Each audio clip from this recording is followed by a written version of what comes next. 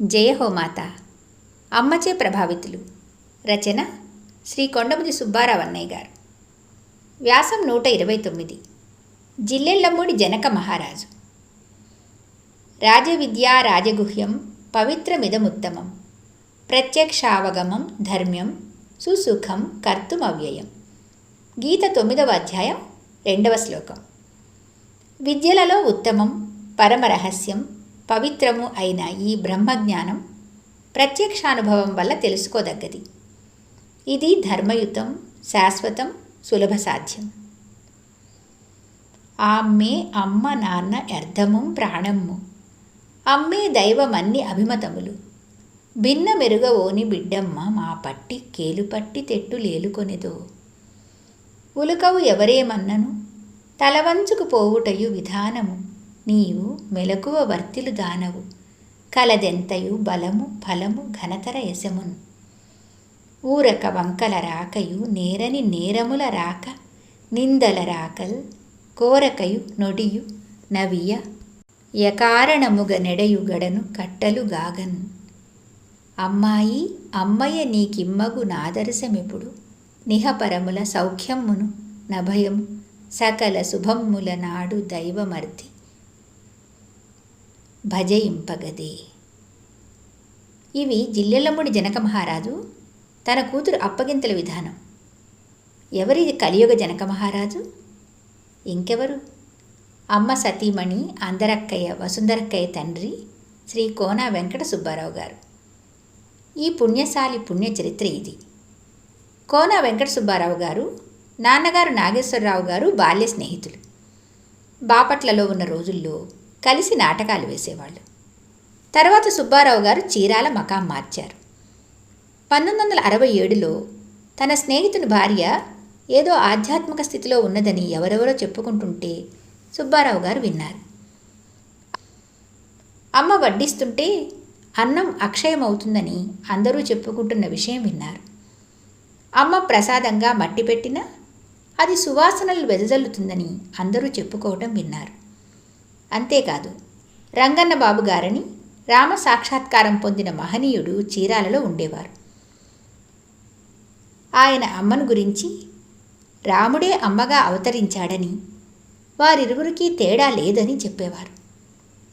తర్వాత జిల్లెళ్లమ్మూడి ప్రతివారం వెళ్ళి వచ్చే రాజుపాలెం రామచంద్రరావు గారు, శ్రీహర్షరావు గారు, నోరి వెంకటేశ్వర్లు గారు, డాక్టర్ పొట్లూరు సుబ్బారావు గారు వంటి వారి ద్వారా కూడా వారు అమ్మను గురించి విని ఉన్నారు. ఒక సెలవు రోజు జిల్లెళ్లమూడి వెళ్ళి అమ్మని చూసి వద్దామనుకున్నారు. అంతలో సుబ్బారావు గారికి పెద్ద జబ్బు చేసింది. చీరాల డాక్టరు సుబ్బారావు గారి వైద్యం. ఆయన ఆయుర్వేద వైద్యుడు కావడంతో విపరీతమైన పథ్యాలతో నోరు చవిచచ్చిపోయింది. సుబ్బారావు గారిక జిహ్వ చాపల్యం, నోరు కట్టుకోలేరు. రోగం ముదిరి బతుకుతారా లేదా అనే అనుమానం వచ్చేటంతగా పథ్యం వికటించింది. చీరాల నుండి వచ్చిన వారు కోనావారి అనారోగ్యం గురించి చెబితే అమ్మ ప్రసాదం పంపింది.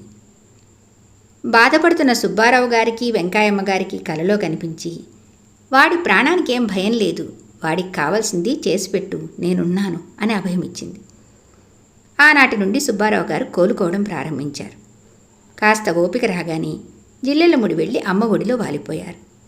అమ్మ ఆదరణ ఆప్యాయతలకు ఆయన పరవశించిపోయారు.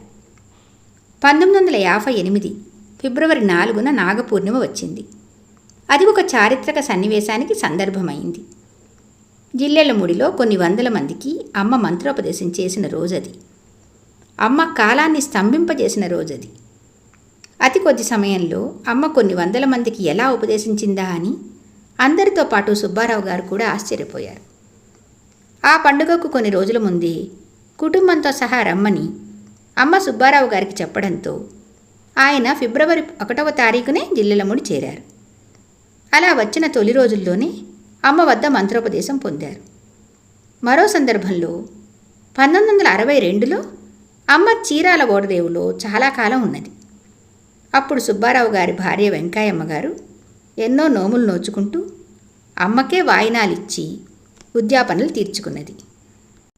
చివరలో అమ్మ జిల్లెళ్లమూడి తిరిగి వచ్చే సమయంలో అప్పటిదాకా తనకు 2 నెలలుగా సేవ చేస్తున్న వసుంధరక్కయ్య వాళ్ళ ఇంటికి వెళ్ళింది.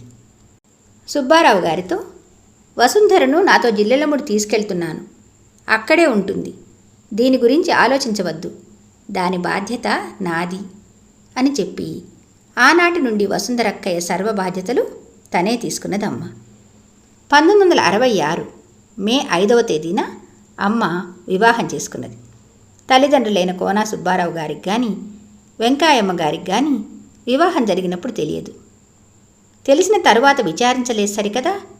జగదీశ్వరితో వివాహం జరిగినందుకు సంతోషించి కూతురుకు చేయవలసిన సాంప్రదాయక కార్యక్రమాలన్నీ నిర్వహించారు. ఆ సందర్భంలోని అప్పగింతల పద్యాలు పైన వ్రాసినవి.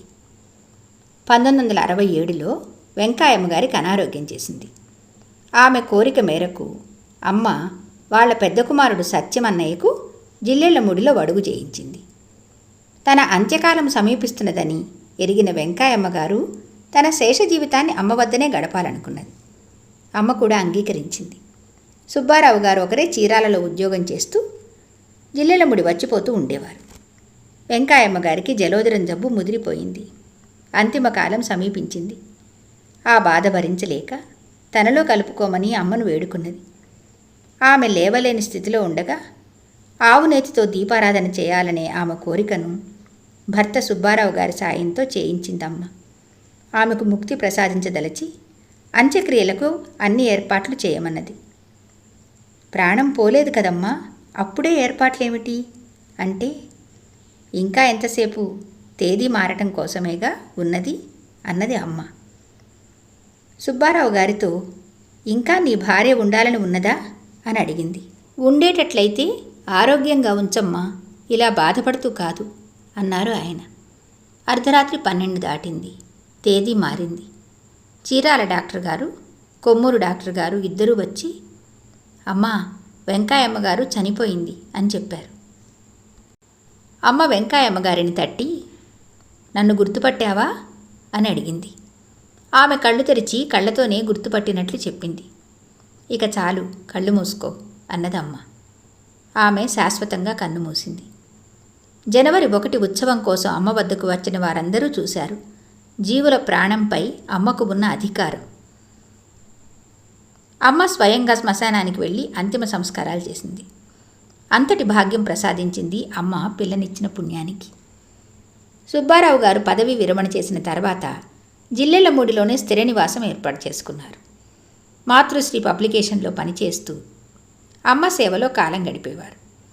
వారికి అమ్మ ఎక్కడుంటే అది దేవాలయం. అమ్మ పూజ ఆయనకు సంతోషాన్ని ఇస్తుంది. అమ్మ నీరాజనం ఆయనకు ఆత్మదీప్తులు కలిగిస్తుంది. అమ్మ తేజస్సులో తేజమై పరమాత్మ అనుభూతిని పొందారు. ఆయన మంచి కవి, చేయి తిరిగిన కవి. అమ్మను గూర్చి 300 పద్యాలు రాశారు. ఆయన చదువుతుంటే అమ్మ ఆనందంగా వినేది. ఆయన వ్రాసిన పాముల బుడే అనే ఖండికను చూసిన సుప్రసిద్ధ కవివరులు, విమర్శకులు బహువిధాలుగా ప్రశంసించారు. శ్రీమద్ రామాయణం మొత్తాన్ని కందపద్యాలతో వ్రాశారు ఆయన. ఆయన రచనలకు పరవశించే శ్రోతలు చాలామంది ఉన్నారు. వారి ఆదరణ, ఆప్యాయత, ఇతరులకు భోజనం పెట్టడంలో ఆయన అనుభవించే తృప్తికి ప్రత్యక్ష సాక్షులు ఎందరో. శ్రీ సుబ్బారావు గారి పిల్లలందరూ వసుంధరక్కయ్య, సత్యమన్నయ్య, వెంకటేశ్వరరావు అన్నయ్య, అమ్మాకుమారి అక్కయ్య అందరూ అమ్మ సేవ చేసిన వారే.